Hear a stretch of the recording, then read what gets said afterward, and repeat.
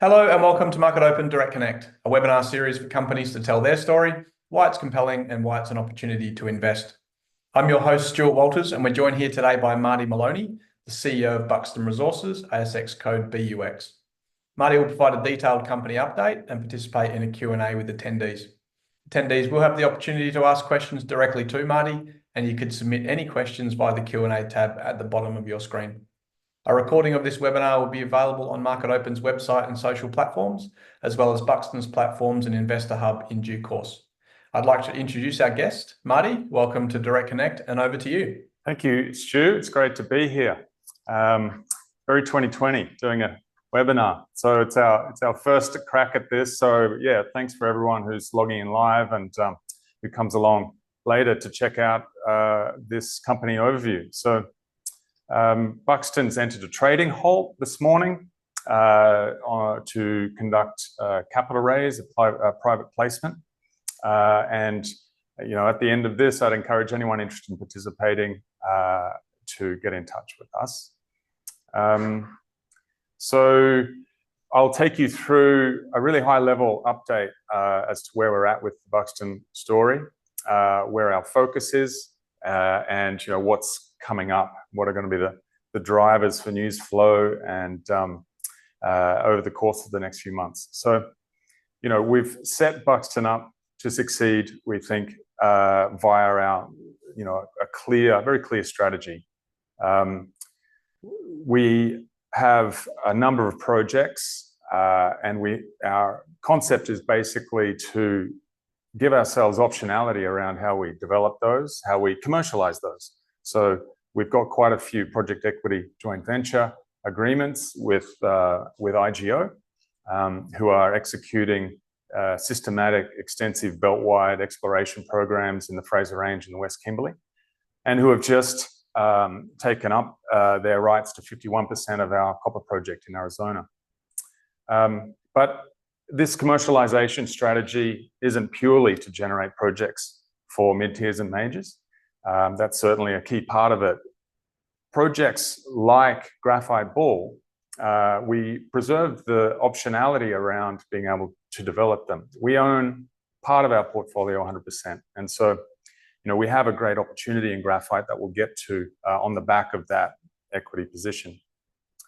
So we have early stage projects, and the reason why we do that is that the biggest bang for your buck as in the junior resources space, or in the resources space, is on discovery. So we aim to provide our shareholders exposure to that bang on discovery.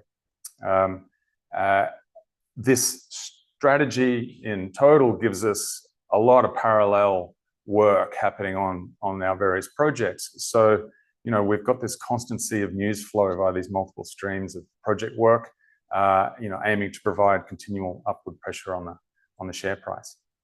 So, I'll go through the rationale behind this, but what we're about to launch into over the next few months is delivering our resource upgrade at Graphite Bull, followed by a study, scoping study, pre-feas, whatever works best, whatever's the best bang for the buck there to achieve our goal, which is really to present this project on the world stage. In parallel with that work, we are, and just the day before yesterday, we've sent another package of material to China to continue our qualification test work with potential customers and potential partners. Over the course of the next few months, we'll see the startup, IGO's starting up work at Copper Wolf. The ball's in their court now, and we wish them luck. And we'll continue to work up our earlier stage projects, including permitting and drilling at the Matrix project, which is a manganese exploration project in Arizona, and our newly baptized Black Hawk project, which it's the graphite exploration targets that we've carved out of previously the Naria project. We've also teed up our copper gold target in the West Arunta called Centurion, and it's ready for drilling during the next field season next year. So, that's a quick overview of where we're at. I've gone into a fair bit of detail around the rationale in a recent shareholder letter. There's a link here you'll be able to click through when you open the presentation. In terms of Bux's capital structure, we've got 210 million shares out. There are Buxo options now listed. As of the 30th of September, we've got $1.6 million cash. Last traded 7.5 cents, $15 odd million market cap. And so this is our, the company's assets. And I think Bux shareholders should be rightfully proud of the quality of this portfolio of assets. So on the left are the earlier stage projects, on the right are the more advanced projects. And we've grouped a couple on the right now, this Black Hawk project, the adjacency, the potential synergies that it has as a graphite project located right next to Graphite Bull means that, it gives us additional, more compelling reason to focus on graphite as a strategy for the company. Copper Wolf is an advanced asset. There are historical resources defined there. We've put our foot on a giant copper porphyry opportunity on behalf of our shareholders in the States. And then we have our earlier stage projects. So just more on Black Hawk and Graphite Bull.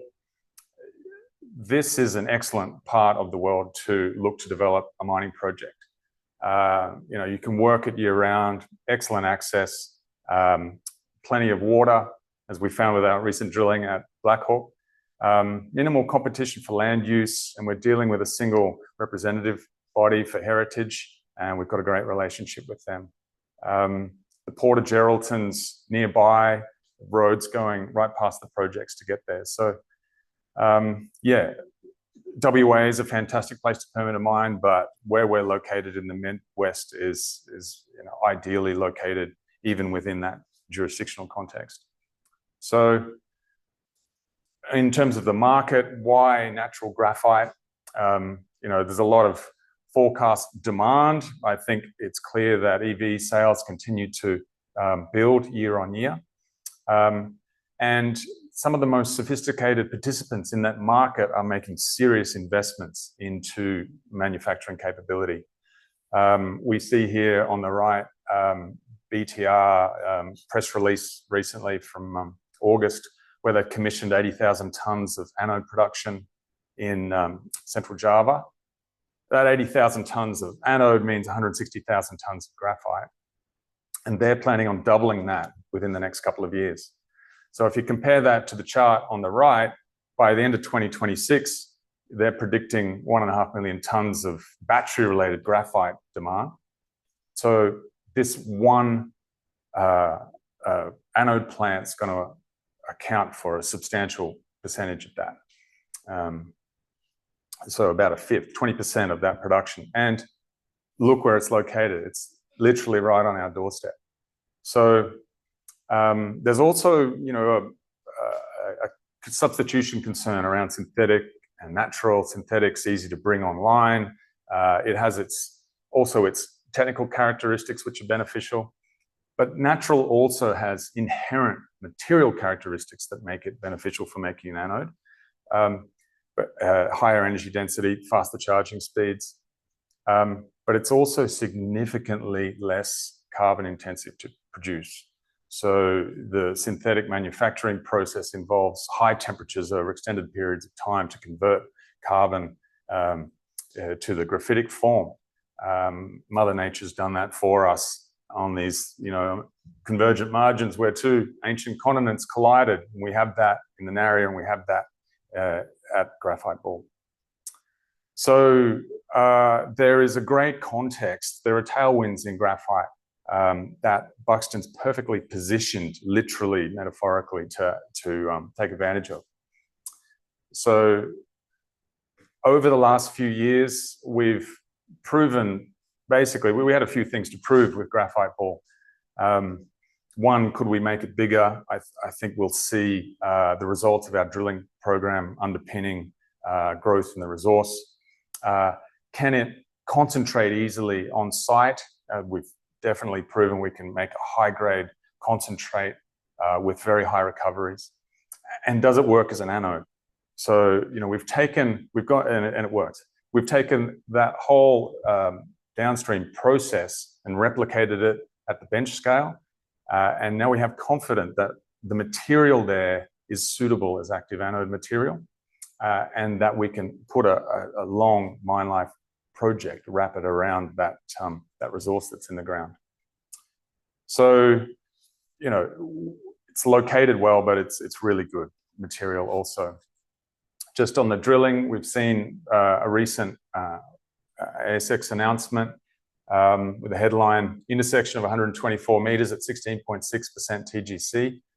That really is an outstanding intercept. But I think the outcome from that is that we've got good confidence that we'll be able to increase this resource. And, you know, those assays are still coming back from the lab. We will be looking to complete that work in December so that we can publish that mineral resource upgrade and really look to include a component of indicated on which we can base a subsequent study. So, you know, a really successful drilling campaign. That map just basically shows a part of the exploration opportunity there. You know, there's plenty more graphite to be drilled out at Graphite Bull. We've talked about the location, but, you know, it all adds up, basically. We've done our baseline heritage, fauna and fauna, groundwater studies. You know, the location is ideal, as we've seen. It really gives us a lot of optionality with this project. We can look to bring it to market in a bunch of different ways, including via, you know, the incentivized market that's appearing out of, say, the IRA in the US or other subsidized production means out of the EU. But, you know, we have this opportunity right on our doorstep. And, you know, having been to BTR's headquarters in Shenzhen and having seen the depth of their capability, not only in graphite, but in alternative anode chemistries and designs, you know, it gives me a lot of comfort that they've just decided to invest so heavily in this plant on our doorstep. So, you know, they're believers that graphite anodes are going to be here to stay. And I think they're very interested in finding out how to supply that plant.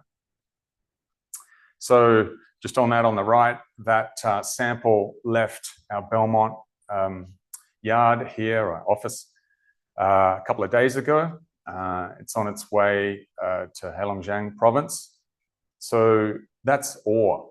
And what's going to happen with that is basically a complete replication of the flotation test work.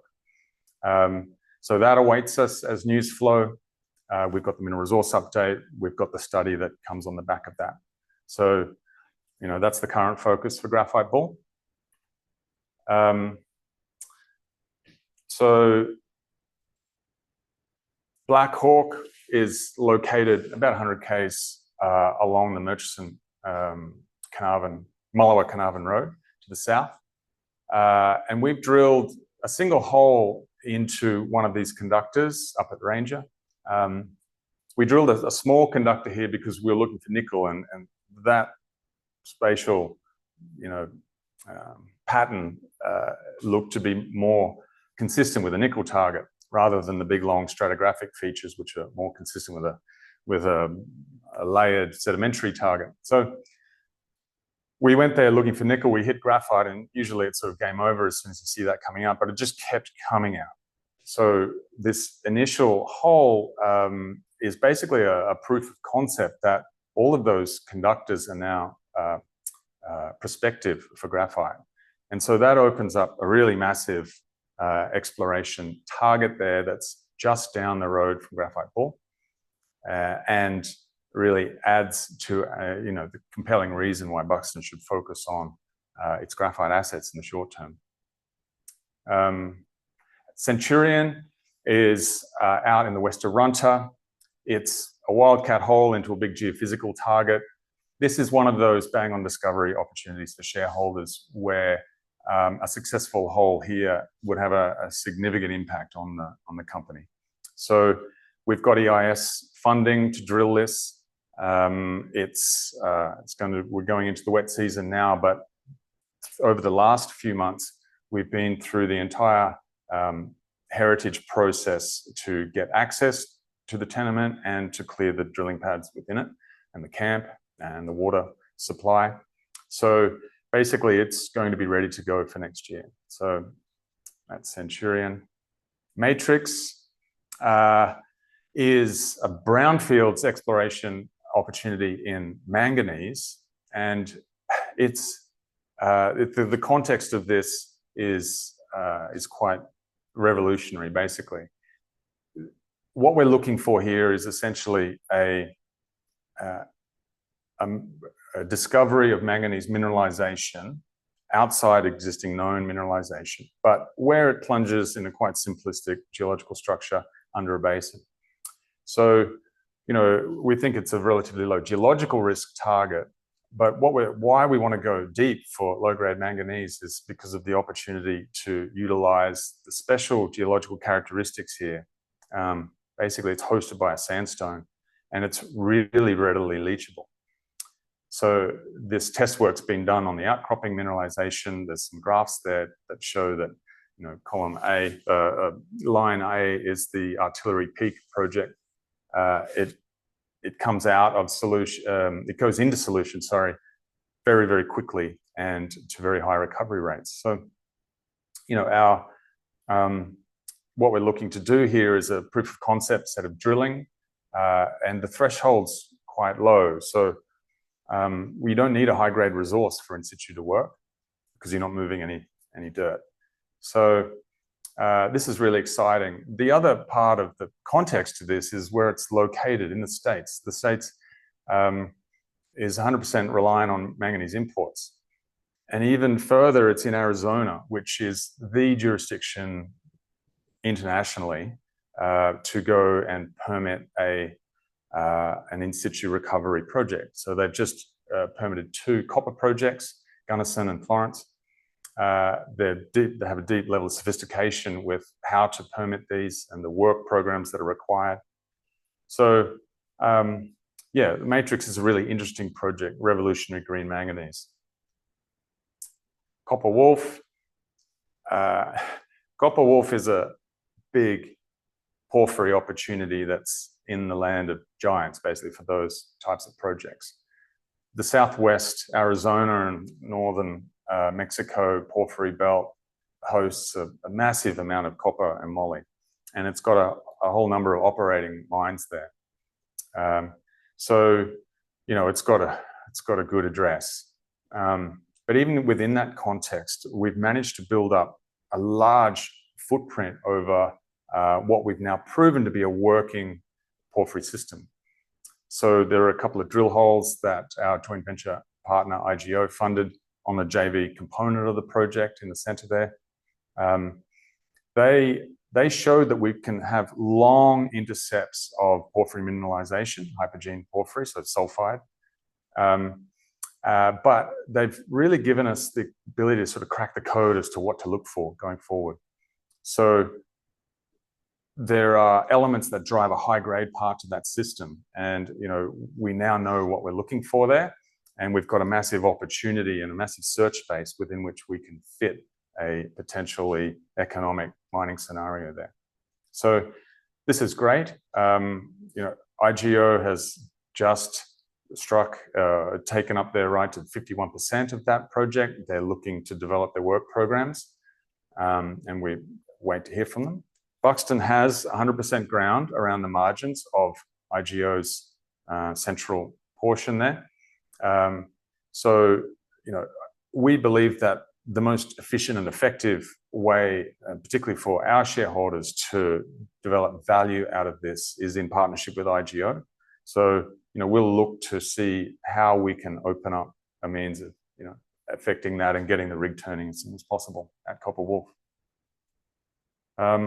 So that's a very quick summary of where we're at with Buxton. I'd really encourage everyone, on the webinar, if you haven't already, everyone out there reading this announcement on the ASX, to sign up to the Investor Hub. It just allows us to really increase the effectiveness of our outreach to shareholders. As I said, we're running a private placement today. that's possible on the back of really deep engagement with our shareholders. So, we're looking to get to know everyone that we can on the register, and we think our investor hub's a great means of doing that. So, look, thanks everyone for tuning in. And any questions, please hit the Q&A tab on the webinar. Marty, thank you so much. Fantastic presentation. So much going on for Buxton and an exciting time. We have had a number of questions come in already, and there's a couple here that align with the graphite. So we'll cover those off sort of in one. Are there any projects locally or internationally which you are following that might impact Buxton, obviously positive or negative, as they progress? And also, what have existing graphite mining projects taught Buxton about the way to approach graphite developments? Yeah, great. So that's questions from Joel via the first one via the Investor Hub. So thank you very much for your questions. You probably can't see, but there's a map right behind me which is titled Graphite's Battery Landscape, and it's all of the mines and refining projects worldwide. So it's very much at the forefront of our thinking how to be competitive in this landscape. So something that we've learned from the current mining projects, specifically the Western ones, is that I think it's sensible to build out a staged development scenario. It's sensible to get a really good working relationship with your customer, and ideally, I think to incentivize, co-incentivize the success of your mining project with the success of their downstream work. I'd also say that there's quite a few projects that are looking to build out within the context of a junior ASX listed company a whole downstream set of value add, and we've seen that be difficult from a capex point of view. So I think the message for us is to keep it simple, to get a good relationship with the customer, to leverage our strengths, and to be realistic about how far that we can get with this. We're really looking to put a bow on Graphite Bull and then look at our options. We would like to retain as much of the value out of that as we can. And we think that what we're doing now is a whole lot of value adding work. So yeah, hopefully that answers your question. What are the latest assays that Graphite Bull tell us about the properties of this system? Yeah, so I think the high grade graphite continues. That's the simple message. We can see though that probably it's going to be more sensible to look at a wider mining width. So even within the existing resource, I'm expecting to get more tons, but at a slightly lower grade. I think that's what we could expect. I don't know. Let's wait and see. I'm not a resource geologist, but we're preparing the interps, and we're still waiting on assays. So the visual results that we've got and the few assays that we've got, I think, giving us a lot of confidence. So yeah. And when will work recommence on Copper Wolf JV? Yeah, so I touched on that. It's in the ball's in IGO's court pretty heavily. So even with respect to our 100% ground, that agreement on the joint venture tenements encumbers the rest of our copper in Arizona projects with a right of first refusal that extends to us seeking funding, and which means the upshot is that without a serious injection of cash into Buxton from some other means, we're really better off looking to find a way to progress that work in partnership. So finding an agreement that actually works with our joint venture partner IGO to enable them to maximize the potential of what's a really compelling project for both us and them. Marty, the known manganese deposits surrounding the Matrix project are quite low grade. Can you explain how this can be a competitive project? Yeah, right. So, it's the in situ approach to mining that opens up lower grade mining possibilities. So the cutoff grade for those copper projects in Arizona, which are permitted in situ mines, is 500 ppm. And so the reason is that you don't have to move and crush waste or ore. You inject a solution, you can recover that at surface and use electrowinning to go directly to a high purity manganese product. So, we've looked at the potential, greenhouse gas emission intensity benefits of going to ISR in the copper context in Arizona, and it's substantial. Even comparing an in situ copper to an a heap leach copper, the benefits are more than double. It's more than half the greenhouse gas intensity. And when you compare it to a hydrometallurgical process, like when you're trying to get the copper out of sulfides, it can be 75 or more percent better in terms of its greenhouse gas emissions. So, what that means for us is our target, what we think our hurdle for success in terms of a drill intersection is 100 meters, 30 meters at 3%, so 100 meter percent, more or less, manganese. So, given what we've got around us, we think that's eminently doable. We need for there to be a few other things to line up. It's got to be saturated, it's got to be porous, it's got to be the right manganese mineralogy. But a lot of that can be assessed out of a low-cost initial drilling program. So, yeah, these are the reasons why Matrix is an exciting, innovative opportunity for Buxton shareholders. Are you able to share any updates on the dogleg drilling that was announced in August? And when will these results and assays be available? Right, yeah, so I've got, I anticipated this one. And this was also a question from Joel. Yeah, I can just report what IGO's reported here. Basically, the drilling program did not intersect massive sulfides, so it's a disappointing outcome. They did intersect disseminated magmatic style nickel mineralization, where we'll get assays and in due course. But I think this speaks to risk management approach and one of the real key benefits of the project generator model. So, that exploration was paid for by IGO. Buxton shareholders didn't have to bear the burden of a negative outcome for that drilling project, but we exposed them to the potential upside. So, yeah, this is why you invest in Buxton. And Marty, there's been a couple more come through as well. What defines a healthy and working relationship with the first people at Black Hawk project? Look, communication, I think, and awareness. And, we obviously have a heritage agreement, so we're working within that to make sure that we give, and the other thing I think is time, allowing time for that relationship to develop, and building trust.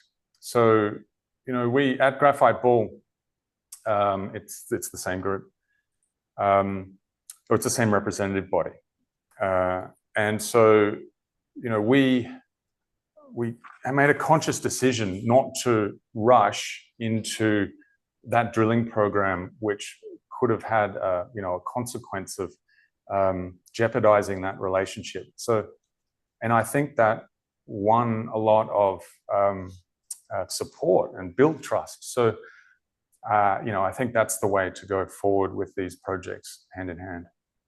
And lastly, what makes Buxton unique in the mining landscape at the moment? Is it purely the graphite play, or do you see other factors that would be encouraging investment? Well, we're going to focus on that graphite opportunity, and one of the key differentiators is this map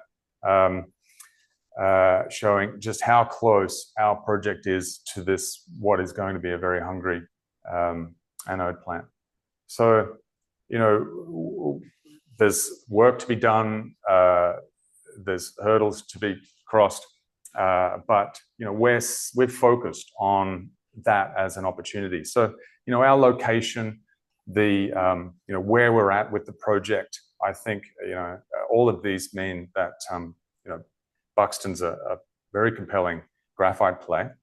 But you can buy into that, and we give you optionality via a sensible approach to managing capital and exploration risk, via entering into these joint ventures, via our great working relationship with our major shareholder IGO, via the quality of our projects. So I think that's what differentiates us. And now we're hoping the quality of our engagement with shareholders. So you as a shareholder can get to know us, and you can feel comfortable with what we're doing with your money. Thanks, Marty. That's all that's come through. Some great questions, and appreciate you taking part in this Q&A. For more information about Buxton Resources, you can head to the company website, buxtonresources.com.au, or you can follow the company's social media channels, or as Marty said earlier, sign up to the company Investor Hub. Marty, thank you so much for your time today. Keep up the great work, and we look forward to chatting again soon.